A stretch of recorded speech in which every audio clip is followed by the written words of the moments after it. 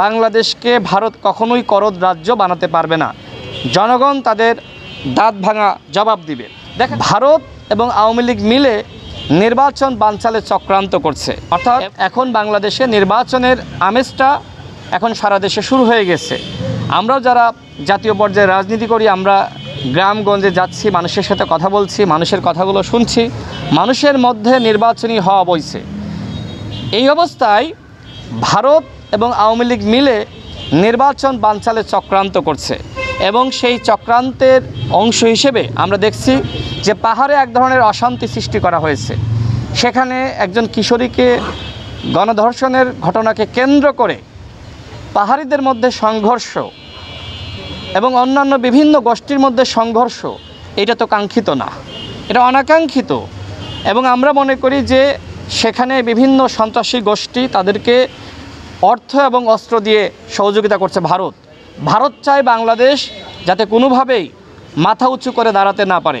ভারত চায় বাংলাদেশ তাদের করদ রাজ্য হিসেবে আমরা মেনে নিই, মানে ভারত যে আমাদেরকে তাদের করদ রাজ্য বানাতে চায় আমরা মেনে নিই। কিন্তু এদেশের জনগণ হাসিনার পতনের মাধ্যমে দেখিয়ে দিয়েছে বাংলাদেশকে ভারত কখনোই করদ রাজ্য বানাতে পারবে না। সারা দেশে নির্বাচনী আমেজ শুরু হয়েছে এবং আমি দৃঢ় আশা রাখতে চাই যে যথাসময়ে নির্বাচন হবে। ফেব্রুয়ারি মাসে যারা নির্বাচন বানচালে চক্রান্ত করবে, জনগণ তাদের দাঁত ভাঙা জবাব দিবে।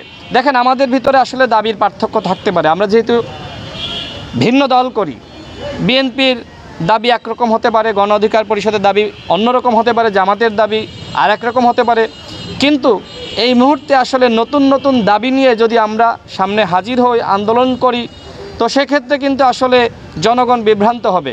সেই জায়গা থেকে আমরা গণ অভ্যুত্থানের সকল শক্তি, বিএনপি, জামাত, গণ অধিকার পরিষদ, এনসিপি সহ যতগুলো শক্তি রয়েছে, যতগুলো দল রয়েছে, সবার প্রতি আমরা অনুরোধ রাখতে চাই, ভারত কিন্তু চক্রান্ত করছে, হাসিনা কিন্তু দিল্লি বসে নির্বাচন বানচালের ষড়যন্ত্র করছে।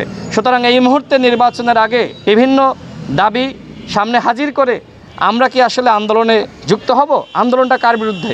ডক্টর মোহাম্মদ ইউনূসের বিরুদ্ধে? দেখেন, ডক্টর মোহাম্মদ ইউনূসের বিভিন্ন বক্তব্য নিয়ে, বিভিন্ন কথা নিয়ে, সরকারের বিভিন্ন কর্মযজ্ঞ নিয়ে আমরা সমালোচনা করি যাতে করে সরকার তার ভুল শুধরে নেয়। কিন্তু আমরা কখনোই বলি না আমরা এই সরকারের পতন চাই। এই সরকার যদি ব্যর্থ হয়, এখনও পর্যন্ত সরকার তো পুরোপুরি ব্যর্থ হয়নি, সরকারের অনেকগুলো ব্যর্থতা আমাদের সামনে আমরা দেখেছি যে সরকার তো পুরোপুরি ব্যর্থ হয়নি। আর যারা এই মুহূর্তে আমি মনে করি যে সরকার ব্যর্থ করার চক্রান্ত করছে, সেই শক্তি হলো আওয়ামী শক্তি, সেই শক্তি হলো ফ্যাসিবাদী শক্তি। সুতরাং ফ্যাসিবাদ বিরোধী যে ঐক্য আমাদের ভিতরে ছিল এবং আমরা যারা হাসিনার পতন ঘটিয়েছি, সবার প্রতি আমাদের দল গণ অধিকার পরিষদের পক্ষ থেকে আহ্বান থাকবে যে আপনারা সবাই একতাবদ্ধ থাকুন।